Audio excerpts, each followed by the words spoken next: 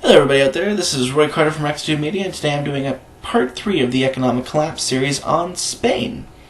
See, Spain hasn't gotten nearly as much attention as Greece, but I chose this country just because of the amount of capital control that's been implemented by the corrupt Troika and how badly the Spanish people had gotten screwed over by the 2008 financial crisis. I'm making these videos so the average person can see these central banks and the round table groups that implode European economies. And it's not just people being lazy, which is the stupidest explanation and the stupidest scapegoat that you could possibly give to a country. That usually those people are the ones getting screwed over from corrupt government practices, from improper financial regulations that are either not being followed or adhered to properly, or are being adhered to because of complete strict penalties that are given. And Spain is a special case in a lot of regards, since it's not exactly one unified state. They have 17 regional governments and 2 autonomous cities that have their own laws, ethnicities, and cultures with proportional representation in their voting system, based on their 1978 constitution. It's a parliamentary monarchy, which is a social representative, democratic and constitutional monarchy, where the monarch is both head of state and prime minister.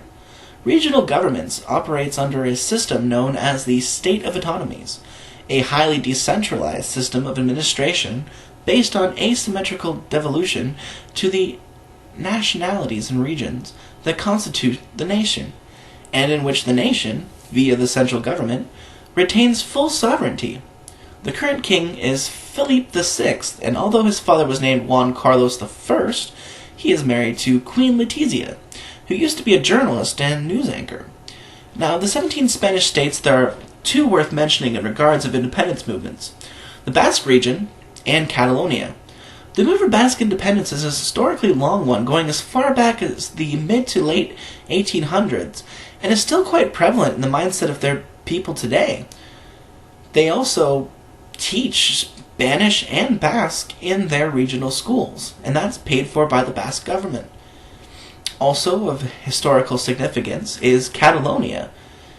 They've always had a Spanish opposition to the main Madrid government, going back as far as to the 1700s, and they still vehemently support the Catalan regions today.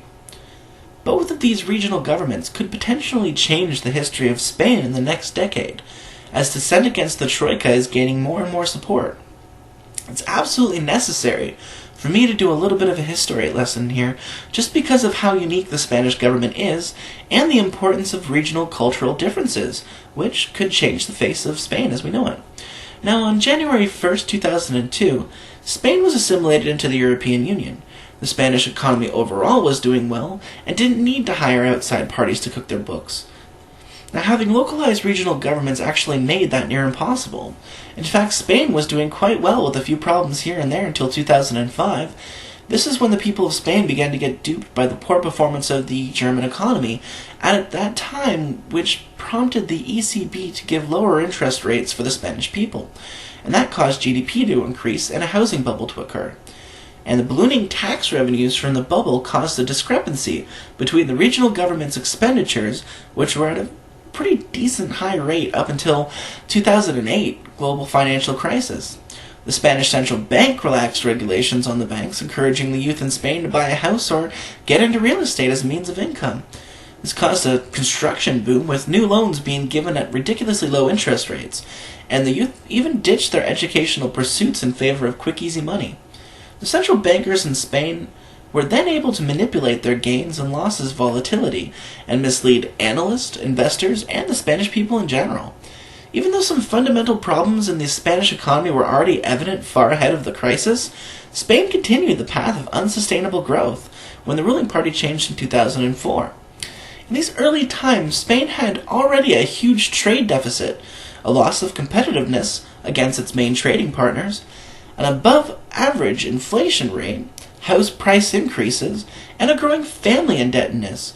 During the third quarter of 2008, the national GDP contracted for the first time in 15 years, and in February 2009, Spain, and most other European economies, officially entered a recession. The economy contracted 3.7% in 2009, and again in 2010 by 0.1%. It grew by 0.7% in 2011, but by the first quarter of 2012, Spain was officially in recession once again. The Spanish government forecasted a 1.7 drop for 2012. The residential real estate bubble in Spain saw real estate prices rise a whole 200% from 1996 to 2007. Now, 651 billion euros was the current mortgage debt in the second quarter of 2005 for Spanish families, and that debt continued to grow at 25% per year. 2001 through 2005 with 97% of mortgages at variable interest rates. In 2004, 509,000 properties were built in Spain, and in 2005, the number of new properties built was 528,000. 2004 estimations of demand was 300,000 for Spanish people, 100,000 for foreign investors, 100,000 for foreign people living in Spain, and 300,000 for stock in a country with 16.5 million families, 22 to 24 million houses, and 3 to 4 million empty houses. From all the houses built in over the 2001 to 2007 period, no less than 28% were vacant as of late 2008. House ownership in Spain was above 80%. The desire to own one's home was encouraged by governments in the 60s, 70s, up until the 2000s when the housing bubble started to boom, and had thus become a part of the Spanish psyche. In addition, tax regulation encouraged ownership. 15% of mortgage payments were deductible from personal income taxes. Even more, the oldest apartments were controlled by non-inflation adjusted rent controls, and evictions were slow, therefore discouraging renting. As feared, when the speculative bubble popped, Spain became one of the worst affected countries. According to Eurostat, between June 2007 and June 2008, Spain had been the European country with the sharpest plunge in construction, with actual sales down an average 25.3%. So far, some regions have been more affected than others. Catalonia was ahead in this regard, with 42.2% sales plunge, while sparsely populated regions like Extremadura were down a mere 1.7% over that same period. Banks offered 40-year mortgages and even 50-year mortgages. Unlike Ireland, Spanish labor costs did not track house market rises, while some observers suggested that the soft landing would occur. Others suggested that a crash in prices was probable. Lower home prices would allow low-income families and young people to enter the market. However, there was strong perception that house prices would never go down. As of August 2008, while new constructions had come virtually to a halt, prices had not significant any movements, either up or down. In July 2012, housing prices were projected to fall another 25%. Government protections allowed banks to avoid market to postpone losses. Spanish housing prices were then falling at the fastest pace on record, dropping 15.2% over that last year. Mortgage holders had to continue to pay their debt even after foreclosure, which was horrible for people that had their relatives that had their own houses that signed on to help them with their maybe credit issues that ended up getting their houses taken too, or heavily in debt for that matter. Banks had begun to accept deed in lieu deals, in which the debt was canceled if the property was surrendered, allowing the bank to quickly sell and recoup a greater percentage of the loan or turn the property into a rental.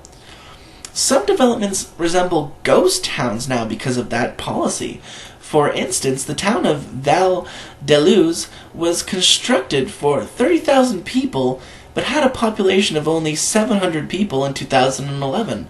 Ghost airports, such as the 1.1 billion euro Ciudad Real Central Airport, Castellón Costa Azahar Airport, and others were built. The provision of up to 100 billion euros of rescue loans from Eurozone funds was agreed by Eurozone finance ministers on June 9, 2012. As of October 2012, the so-called Troika, European Commission, the ECB, and the IMF, was in negotiations with Spain to establish an economic recovery program required for providing additional financial loans from the ESM. In addition to applying for a €100 billion bank recapitalization package in June 2012, Spain negotiated financial support from a precautionary condition credit line, a PCCL package. If Spain applies and receives that PCCL package, irrespectively to what extent it subsequently decided to draw on this established credit line, would at the same time immediately qualify the country to receive free additional financial support from the ECB in the form of unlimited yield-lowering bond purchases. The turning point for the Spanish sovereign debt crisis occurred on July 26, 2012, when the ECB President Mario Draghi said that the ECB was ready to do whatever it takes to preserve the euro. Announced on September 6, 2012, the ECB's Outright Monetary Transactions, OMT, program of unlimited purchases of short-term sovereign debt put the ECB's balance sheet behind the pledge. Speculative rumors against Spanish sovereign debt was discouraged, and 10-year bond yields stayed low below the 6% level, approaching the 5% level by the end of 2012. The Spanish banking system had been credited as one of the most solid and best equipped among all Western economies to cope with the worldwide liquidity crisis. Thanks to the country's conservative banking rules and practices, banks were required to have high capital provisions and demand various proofs and securities from intending borrowers. Nevertheless, this practice was greatly relaxed during the housing bubble, a trend to which the regulator Banco de España turned a blind eye. Spain's unusual accounting standards intended to smooth earnings over the business cycle, and they misled regulators and analysts by hiding losses and earnings volatility. The accounting technique of dynamic provisioning, which violated the standards set by the International Accounting Standards Board, obscured capital cushions until they were completely depleted, allowing the appearance of health as problems mounted. It was later revealed that nearly all of the Spanish representatives in Congress had large investments in the housing sector, some owning up to 20 houses. Over time, more and more news had emerged about the informal alliance between Spanish central and regional governments. The banking sector, bear in mind, for example, the recent government pardon of the second-in-command at the Santander Bank. While all the major parties were strongly indebted with the banks, and such debts are extended from time to time, which increased the bubble size over the years. Most regional semi-public savings bank, cajas, lent heavily to real estate companies that at the end of the bubble went bankrupt. When the cajas found themselves left with the collateral and the properties of those companies, namely overpriced real estate and residential zone land, now worthless, rendering the cajas in essence bankrupt. In stark contrast to countries like Ireland, no nationalization took place.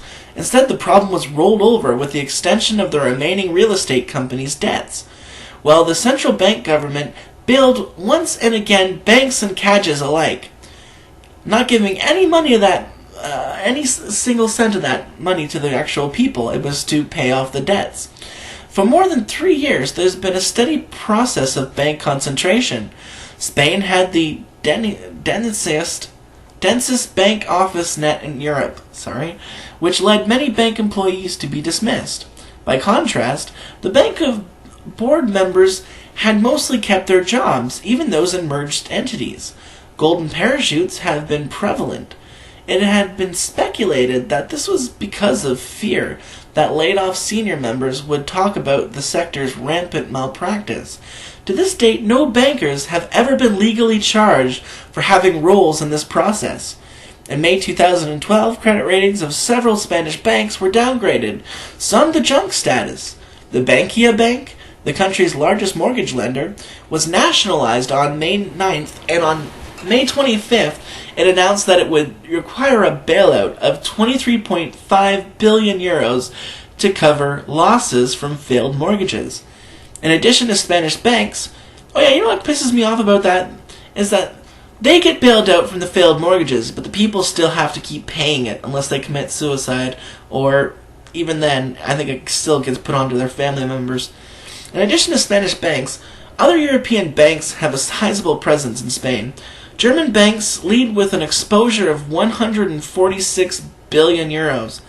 Germany's Landesbanks rushed in during the early 2000s.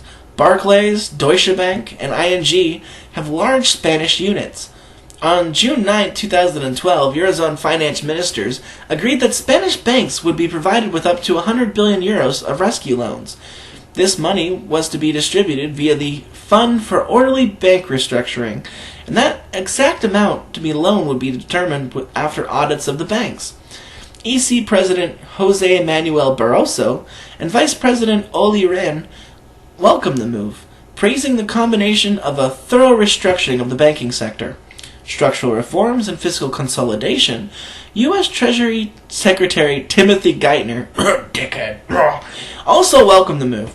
Recent bank stress tests will enable the Spanish government to make a formal request for the 100 billion credit line. Further analysis and tests were undertaken prior to restructuring and recapitalization over that next year. Restrictions in the credit line exempted funds from covering legacy assets, suggesting limits to the planned banking bailouts. In May 2012, Spanish banks lent 1.66 trillion euros to the private sector and took in 896 billion euros. Historically, it would borrow the difference from foreign banks, interbank lending, but reduced access has led to a greater reliance on ECB loans. Spanish banks borrowed a record 376 billion euros net from the ECB in July 2012. And depositors were fleeing central banks, and deposits dropped 4.7% from June to July 2012 as money was moved abroad. On November 28, 2012, the European Commission approved the Spanish government's plan to shrink and restructure three major Spanish banks, Bankia, NCG Banco, and Catalonia Bank, and sell a fourth, Banco de Valencia. This was part of a 37 billion euro EC bailout or restructuring approved in June. It included loss-taking by investors of up to 10 billion euros, the creation of a bad bank to absorb up to the 45 billion euros of failed loans, closing thousands of bank branches and reducing staff. You see, this is a prime example, folks, of how central banks cause bubbles. Get those people to borrow money to help them out of the chaos, and then become indebted to the central banks. It's a vicious cycle that guts economies and is a mass distribution of wealth from the poor to the rich. Socialism is alive and well, folks. It's just working the opposite of how it's actually supposed to work. These draconian bank policies have put an entire generation of European youth into ridiculously high unemployment rates, allowing apathy to reign supreme. No wonder, especially in Spain, where they have, if you work 2 years for a full-time job, a lot of youth are just quitting afterwards because they have short-term and long-term contracts. And a lot of the time, especially now, they're giving more short-term contracts than they are giving long-term contracts with pensions and other health benefits. So there really is no incentive for students to spend a shit ton of time and money in, pursuing what they want to pursue, only to have anywhere from a 25 to 50% unemployment rate, which is just ridiculous. It's almost like the rise of the temp agencies that you see all across North America, where it's almost impossible to get hired from an actual company. They'll take you in through these tiny little, temporary contract programs. And they still make money off of it in Spain, off of you, even though it's controlled by the regional government. So these draconian bank policies have put, just wasted an entire generation of youth and are screwing over pensioners. And that's the sad thing about it. And, for people to just scapegoat, fiscal irresponsibility of people of a country when most of the time it's a small group of officials, elected officials, or financial unelected officials that cause these problems in the first place. The European Union is a total scam. And I think if you haven't really done your homework, you really should, because it's affecting everything on a day-to-day basis. People are starving to death. People are suffering on such massive levels right now. And, we're all overcome by this huge sense of apathy where, it's not happening in my backyard. It's nothing I have to care about. If the media doesn't show it on television for that day or the next day, they may show it's really bad, but then, they'll have like Justin Bieber or some other stupid celebrity doing something to distract you. It's an extortion by central banks. And these austerity measures have done nothing but benefit the rich while stealing from the poor. And those people that are just so arrogant that just believe that it's the social programs when, billions and billions and billions of dollars are being just siphoned from countries who get banks to print their own money for them at compounded interest rates. It's ridiculous. Or derivative bets, which are just useless bets, really.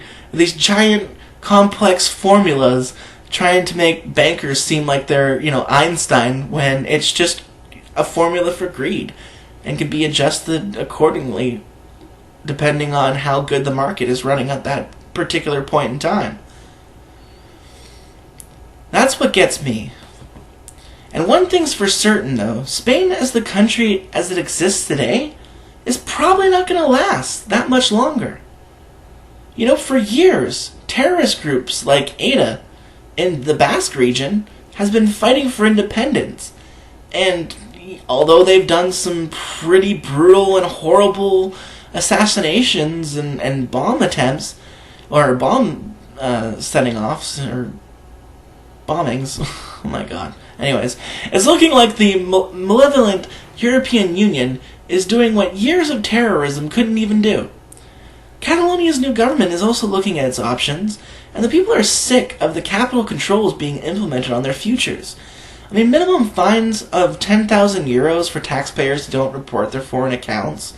Fine of 5,000 euros for each additional account. Cash transactions greater than 2,500 euros are completely prohibited, even if you're a business, which is stupid.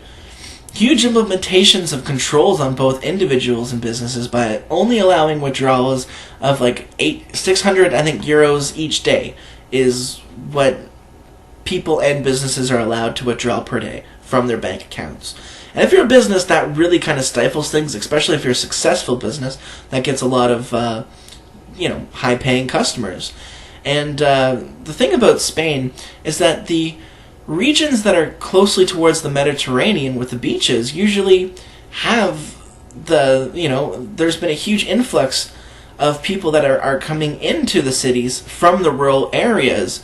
And what that is doing is taking farming away from the Spanish people. It's also making it so that there's all these ruins. And Spain is such a historically beautiful area. If you look at just they have like a huge mountain system to the north that kind of blocks them off from Europe.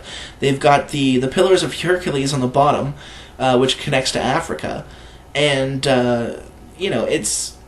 it's really sad to see such a great country with a really rich history start to fall apart like the way it has been.